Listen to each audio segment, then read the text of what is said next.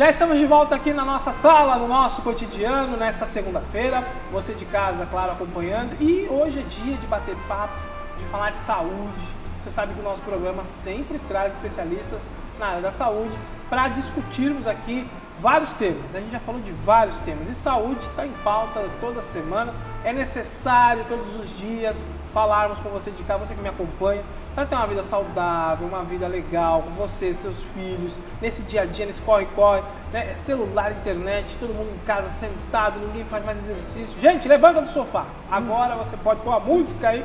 Enquanto eu estiver batendo um papo com a doutora, minha convidada de hoje, dá para você ir aí fazer uma corrida, um abdominal. Ah, com certeza. Não é? Muito boa noite. Hoje eu recebo aqui no nosso estúdio a doutora Marília Dalmolin. Ela é do Centro Médico Pastore. Muito obrigado por ter vindo. Eu que agradeço. E olha, é de suma importância, porque falar de hoje, no caso, a gente vai falar de obesidade, não é, doutora? O nosso país, ele é um país, a gente já pode considerar o Brasil um país obeso, é isso? A gente já pode. Infelizmente, o mundo já pode ser considerado um mundo obeso. O mundo está obeso? Está obeso. A obesidade ela pode ser encarada como uma epidemia, que está realmente atingindo proporções globais. Por que isso está acontecendo, doutora? É o estilo de vida moderno, né? As pessoas que antigamente trabalhavam no campo, agora trabalham atrás de uma mesa do computador.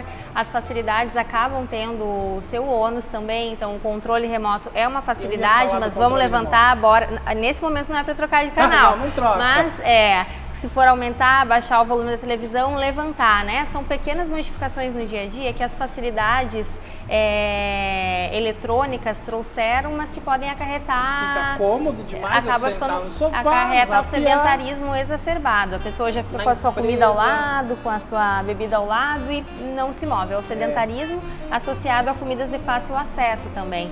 Muita propaganda associada à alimentação, na televisão, alimentação que não é... Né? Exatamente, é um incentivo a mais também. Agora, na empresa, por exemplo, ao invés de pegar elevador para ir para os andares superiores, subir uma escada... Exatamente, é o que a gente chama de atividade física não programada. Claro que a atividade física programada, aquela em que a pessoa coloca um sapato confortável e se programa para caminhar, por exemplo, ela é muito importante e ela é indispensável. Certo. Mas no dia a dia a gente pode permear o nosso dia com várias atividades não programadas. Esse é um exemplo. Pegar, subir a escada ao invés de elevador.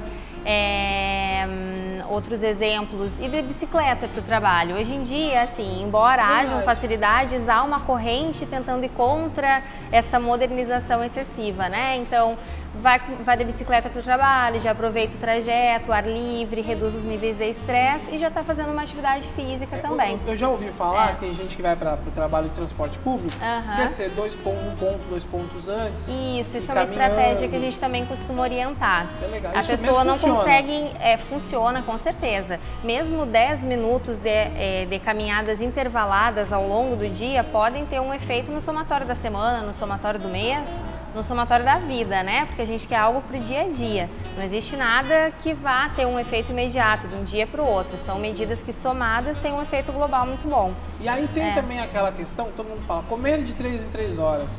Muita gente ainda acha que é mito. É mito ou é verdade que ela ajuda a emagrecer? É verdade. Assim, as pessoas que comem de 3 em 3 horas numa quantidade relativamente grande acabam encarando como mito porque elas vão levar... Porque exatamente. A intenção de se alimentar de 3 em 3 horas é justamente manter o metabolismo num nível de atividade basal e não deixar o organismo ficar com muita fome, porque a pessoa com fome, ela tende, os estudos comprovam isso, ela tende a ir atrás de alimentos mais calóricos, mais ricos em gordura, em carboidrato. Então a gente precisa manter o organismo relativamente satisfeito de uma maneira mais constante. Se eu deixar um intervalo aí de 4, 5 horas, a probabilidade de eu ir atrás de um pão recheado, que ela mais acaba calórico, aumentando, exatamente. E o melhor é uma frutinha às 9, o almoço ao meio-dia, às 3 horas um copo de leite, uma fruta. Exatamente, aqueles lanchinhos pequenos, né? Tem as refeições principais e os lanchinhos pequenos entre as refeições. Tem que ter um acompanhamento, né?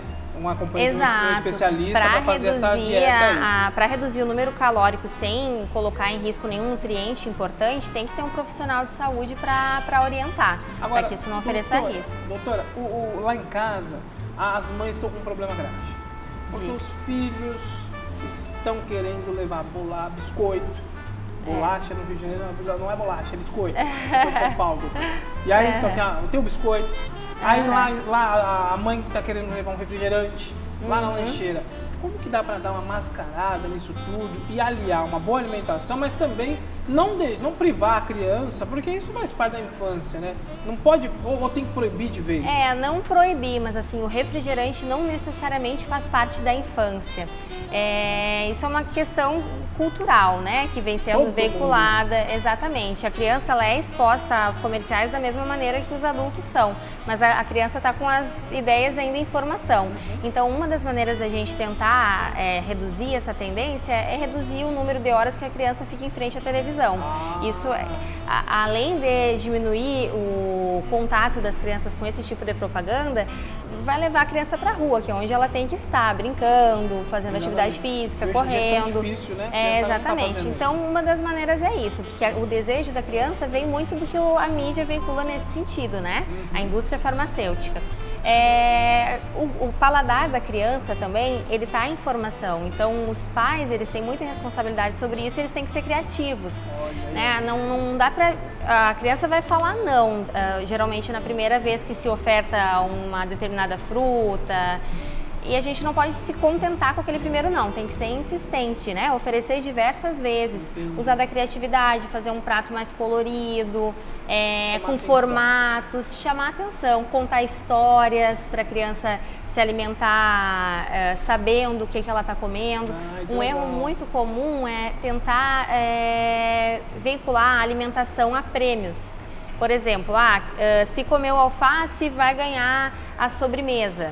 Se comeu alface, pode comer o lanche. Isso está errado, porque a gente não quer uma negociação. A criança acaba comendo alface, mas não porque ela gosta e entende que é importante, mas ela quer ganhar aquele prêmio que é errado. Então eu não estou criando um hábito, entende? É tudo questão de hábito. Na lancheira, ao invés do refrigerante não tem nada que vá favorecer o crescimento saudável da criança. Não tem nenhum nutriente importante, tem muito açúcar, então não é o ideal. É verdade, eles falam que tem mais de 5 colheres de açúcar 5 a 6 colheres, exatamente, essa é a quantidade. Demais. Algumas pessoas não têm essa noção, eu até falo às vezes, cada vez que a pessoa, tem gente que realmente tem o vício, né, de tomar refrigerante. Exatamente. Falo pra pessoa contabilizar da seguinte forma, cada vez que tomar um copo de refrigerante, marca num papelzinho ali, uma gradezinha com 5 barrinhas. No final da semana, transfere todas aquelas colheres para um pote, para conseguir visualizar o que está fazendo. Tem muita gente que fala, eu engordo, não sei porquê, mas não tem consciência dos erros que vai cometendo no dia a dia. Aquele copo de refrigerante, ele se dilui ao longo da semana. Se a pessoa se conscientiza, é mais fácil. E para a criança, essa quantidade toda de açúcar vai estar causando danos ainda maiores, né? Porque é um organismo em formação. Então, tentar substituir esse refrigerante por um suco natural. A criança, ela pode desenvolver gosto por esse suco, ela pode ter prazer com o suco, né? Ela não deveria ter prazer com o refrigerante, isso é um erro. Então a gente não pode persistir no erro para agradar a criança, porque a gente vai estar fazendo mal para ela, na verdade. Olha, né? Que nenhum pai quer, com certeza. Com certeza. Dicas importantes aqui da nossa doutora Marília, hoje visitando os estúdios aqui da NGT e dando dicas. Doutora, quando nós soubermos que a senhora ia vir para cá para o programa, muita gente mandou perguntas na nossa fanpage. Ótimo. Eu tenho algumas perguntas aqui, a pergunta pode ir para a tela, diretor, vamos lá? Pergunta está na tela e olha, doutora, chegou uma pergunta da Flávia Alcântara, ela é de Piedade. Ela tem um filho de 5 anos e a família dela tem a tendência da obesidade. Como ela deve proceder para evitar que o filho não desenvolva obesidade infantil? Então, a obesidade de fato ela tem um componente genético importante. Mas o que se vê é que as crianças, filhas de pais obesos, têm não só o componente genético, mas também o componente ambiental, que esse pode ter até mais importância do que o genético. No final das contas, o que mais importa é o exemplo, né, para a criança. O padrão de comportamento da criança reflete muito o padrão de comportamento dos pais. Então é difícil para ela compreender que ela não pode beber o refrigerante se o pai ao lado está bebendo refrigerante, está comendo salgadinho. Então assim, tem que dar exemplo. E são os pais que levam a comida para casa também. Aquela criança com certeza não foi ao supermercado e fez as compras do mês. Então aquele refrigerante foi parar lá através da mão dos pais. Muitas vezes o pai e a mãe cometem esses pecadinhos sem querer cometê-los, não compreendem a gravidade. Exatamente, mas aí acaba estimulando esses hábitos que, se ocorrem desde a infância, realmente aumentam muito as chances dessa criança se tornar um adulto obeso. tem que ser... O filho dela tem 5 anos, né? 5 anos. Essas medidas elas devem começar até antes dessa idade, né? Uma das principais, tendência, né? exatamente, uma das principais é o aleitamento materno. É comprovado, é uma medida comprovada que o aleitamento materno dos 6 meses, até os 6 meses ou até 1 ano, reduz os índices de obesidade. Ah, é? Isso, porque o leite materno, ele tem a quantidade... Não tomava leite da minha Não mãe. tomava. Não, eu não tomo leite até hoje, na verdade. Eu não consigo, não tenho paladar para leite. E o leite materno faz com que tenha... Exato, é algo completamente fisiológico. Então, aquele leite, ele tem a quantidade exata de água, de açúcar, de gordura, que é o suficiente e o necessário para essa criança em desenvolvimento. Os leites artificiais, eles podem ser mais carregados de açúcar do que o necessário, então acabam predispondo também à obesidade. Então essas medidas são desde o nascimento, na verdade desde a gestação, né? Mas assim, para a criança propriamente dita, desde o nascimento, já tem que ter alguns cuidados. E com relação ao filho dela, recai também sobre aquelas outras medidas que a gente já tinha comentado, colocar a criança para a rua para brincar. A criança, existe um termo, né, que a gente usa que é tempo de tela, que é a criança que fica muito tempo na frente da televisão, do computador, ela não se exercita e ela fica também recebendo essas mensagens que podem ser negativas, né? Então tomar as rédeas da situação, né, exatamente. Você tem que dar uma doutrinar o tempo para todas as tarefas da escola, exatamente, brincadeira, diversão, televisão, computador, ter horários, videogame. Exatamente, tem que disciplinar com horários. Porque senão também tudo em excesso faz muito mal, não é verdade? Com certeza. Agora chega uma pergunta aqui, é de São Bernardo do Campo, veio de São Paulo. Não consigo emagrecer com a ajuda de remédios, e muita gente usa remédio para emagrecer. No caso dela aqui, ela diz no caso dele, no meu caso o ideal seria uma cirurgia para redução do estômago. Quem mandou a pergunta foi o Gustavo Silva. Entendo. Olha, Gustavo, a gente tem que ver essa câmera aqui que eu falo com o Gustavo, né? Isso. Então, Gustavo, cada caso é um caso, e o teu deveria ser estudado por um médico, né? Para poder entender as particularidades, as tuas particularidades. Porque a obesidade ela é uma doença com múltiplas causas. A grande parte, a maioria, é causada por fatores ambientais, dieta, atividade física, né? Esses são os 2 pilares principais, na verdade, do medicamento. Ele falou que não conseguiu emagrecer com remédios, né? Não, ele não consegue. Porque, não sei se é o caso dele, mas muitas pessoas acabam encarando o remédio como algo milagroso. E por isso esquecem dos 2 pilares principais, dieta e atividade física. Isso tem que ser encarado como um mantra, tem que permear todo o tratamento. E a dieta também, ela tem que ser despida um pouco do preconceito. A pessoa encara a dieta uma coisa ruim, um sacrifício. Não é. A palavra, na verdade, é reeducação alimentar. Não é dieta, é reeducação alimentar. Então, se pular essa etapa, fica mais difícil realmente dos medicamentos terem efeito. Na verdade, é muito difícil que eles tenham efeito se a pessoa não faz essas outras, não tem essas outras 2 mudanças, né? Verdade. Mas com relação às medicações, a gente tem uma variedade, assim, pequena. Até a gente gostaria que houvessem mais medicamentos disponíveis para a obesidade, mas que tem que ser estudadas caso a caso. De repente, ele usou uma medicação que não era adequada para o caso dele, Gustavo, ou você tinha que ter pensou se adequada. Se foi até medicado por um especialista, exato, se ele fez, porque também tem gente que vai, compra, fez bem por pra mim. Ouve do vizinho, fez bem pra mim, toma aquele lá. Exatamente, não é assim, e né? cada um é um caso em separado, né? E a cirurgia bariátrica ela é uma medida, assim, drástica, claro, disponível, porque muitas vezes é necessária, mas é uma medida drástica, né? Ela mexe muito com a maquinaria do corpo, então tem que ser visto com muito cuidado a indicação. As indicações formais que se tem, que são levadas em consideração na hora dessa indicação, são um IMC, que eu não sei se eu acho interessante falar até, que é a definição de obesidade através do IMC, é o Índice de Massa Corporal. Para calcular o peso com a altura, não é isso? Exatamente, é o peso em quilos dividido pela altura em metros. Em casa, pelo aí, quadrado da altura em metros, perdão. Pra gente tirar o Índice de Massa Corporal, IMC. Vamos já se familiarizar, o IMC. Vamos ter, você em casa pode fazer a continha, é fácil. O IMC, a doutora vai falar, é o peso em quilos. Peso em quilos, vamos supor, 70 quilos. Exato. Dividido pela altura ao quadrado, e essa altura em metros. Então, digamos 1,70 vezes 1,70. Tá, isso, na parte de baixo. 1,70, você uma parte mais prática, um segredinho dessa fórmula, pega o peso, divide pela altura, pega esse resultado e divide pela altura de novo. Vai dar na mesma. É um atalhinho mais fácil. Chega no IMC, da mesma maneira. Legal. Então, o normal seria quanto? De 18,5 até 25. A partir de 25 a gente tem o sobrepeso. Sobrepeso vai de 25 até 30. A partir de 30, obesidade. E aí essa obesidade vai sendo graduada em moderada, grave e muito grave, que é a obesidade mórbida, né?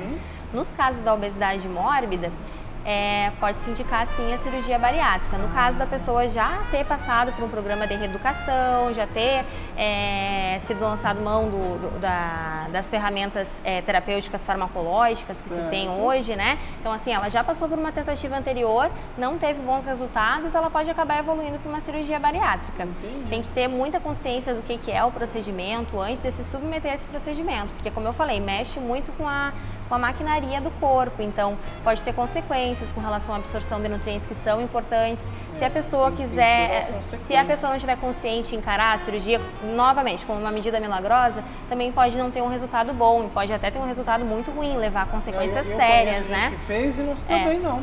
Exatamente. Porque cirurgia tem controle também, né? Exatamente, tem uma série de cuidados. A alimentação vai ser ainda mais restrita, né, no período pós-operatório, tem que fazer uso de suplementos vitamínicos. Então, assim, a pessoa vai ter que ter uma disciplina. Se ela não vinha tendo uma disciplina antes, é mais difícil dela conseguir se disciplinar no período pós-operatório. Então, isso tem que ser uma coisa gradual. Até para, no caso de se submeter realmente a uma cirurgia, para que ela tenha um resultado melhor, né? Maravilha. Tá aí, Gustavo. Dicas para você, tá bom? Tome cuidado e um especialista é sempre bem-vindo para você não fazer coisa errada aí. Olha a saúde. Outra pergunta que chegou aqui é da Elaine Dias, ela é da Vila Isabel. Sofro com efeito sanfona. Passado eu até tomei medicamentos para emagrecer, mas depois de alguns meses engordei tudo de novo. Qual o melhor tratamento para o meu caso, se é que tem? Coitada, vai ter, calma, filho. Não, isso é muito comum, o engorda emagrece, né? O famoso efeito sanfona. Muita gente sofre disso. Isso é muito comum e assim, a maioria das pessoas que sofrem desse problema, elas acabam caindo no mesmo erro. Então tem algumas dicas que podem ser, novamente, o caso dela é um caso sempre específico e sempre deve ser visto com as suas particularidades. Mas tem algumas dicas que podem ser dadas de uma maneira geral, né? Uma delas é estabelecer metas mais razoáveis. A maioria das pessoas quer olhar no final do trajeto, lá no objetivo final. E aí aquele objetivo às vezes parece muito distante, desanima. Então a pessoa estabelecer metas mais razoáveis, menores, mas graduais, pode animar durante... Exatamente, dar um ânimo maior. Então, uma maneira até de objetivar isso é utilizar um calendário, colocar a cada 15 dias uma meta.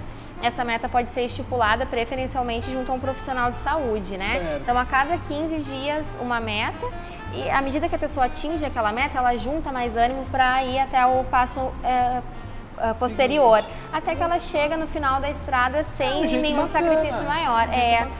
O calendário ele deixa a pessoa também com um senso de responsabilidade maior. Tem um objetivo que está mais próximo. Se eu olho para aquele objetivo lá, no final realmente desanima, muitas vezes, né? Anotar também o que se come, o que se faz, a atividade física é algo importante, porque a pessoa consegue se conscientizar dos erros também que está cometendo para poder corrigir. De vez em quando vai dar uma resbalada, é normal, né? Mas aquela resbalada não significa que a pessoa não possa se reerguer e seguir.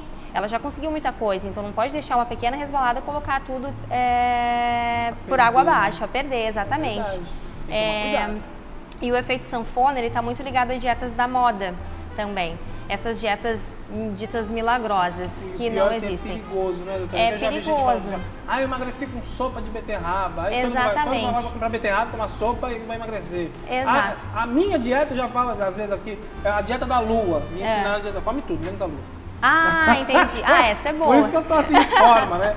Tô um galão da NGT, que eu costumo falar. Mas tem que tomar cuidado com essas dietas.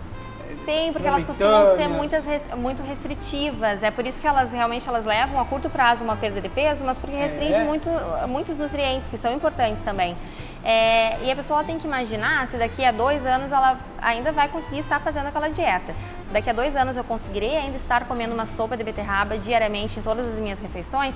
Provavelmente não, né? Então tem que ter essa dieta tem que ter viabilidade. Todos os nutrientes que a gente precisa. Com certeza não, né? Existe a pirâmide alimentar, uma pirâmide completa e que tem que ser distribuída ao longo das nossas alimentações.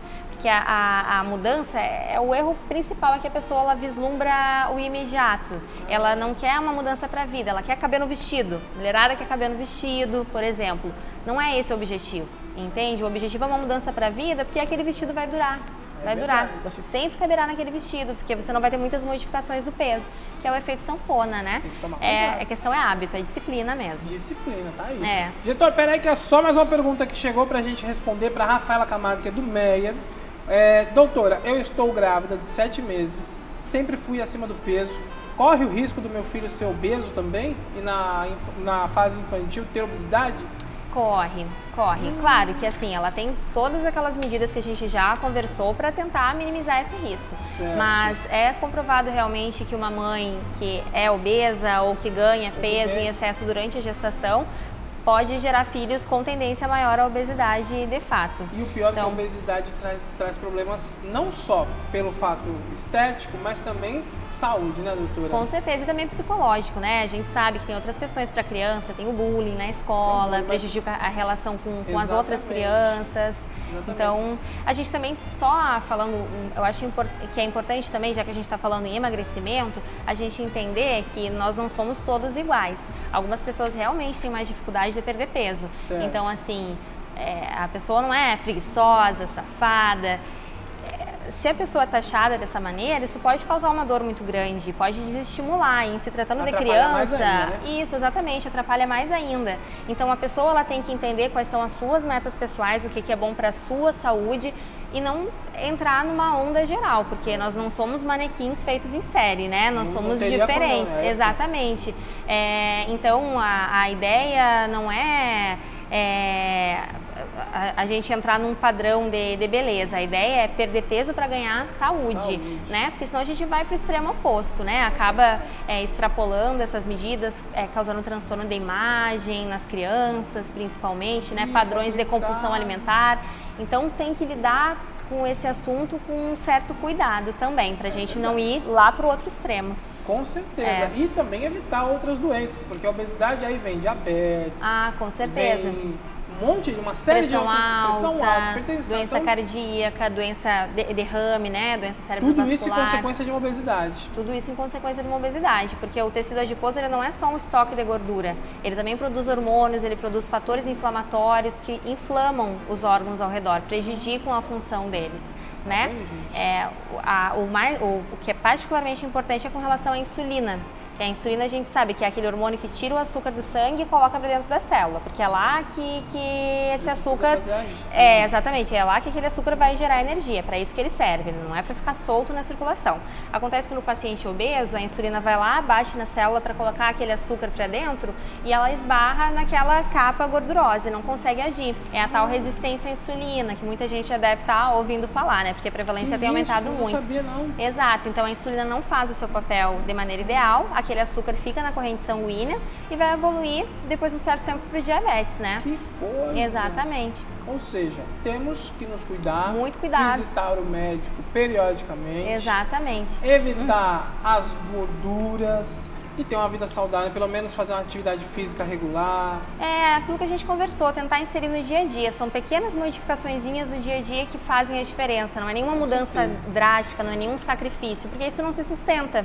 Então, pequenas modificações é que a gente ouve falar e que a maioria das dicas de saúde que a gente ouve falar, elas têm seu fundo de verdade. Prato colorido, fracionar as refeições, atividade física não programada, tentar inserir isso no dia a dia, não desistir. Com né? certeza. Persistir. E é uma luta árdua, mas que vale a pena no final. E tem ótimos resultados, Com exatamente. certeza. Queria agradecer demais a presença da doutora Marília, que veio aqui, ela é lá do Centro Médico Pastore. E qualquer dúvida que você tiver, tem um site, né, doutora? Tem. Dá para acessar o site, tá aí na tela para você, centromédicopastore.com.br. Lá você pode tirar suas dúvidas e, claro, consultar sempre o especialista, porque senão, gente, tentar fazer dieta em casa sozinho, não dá certo, é perigoso, pode prejudicar mais a saúde, não é, doutora? Eu que agradeço. A você de casa, fica aí, olha, 2 minutinhos que a gente vai para um rápido intervalo e na volta ainda tem muito assunto aqui no nosso cotidiano. Não saia daí, faço parte do seu cotidiano. Até já!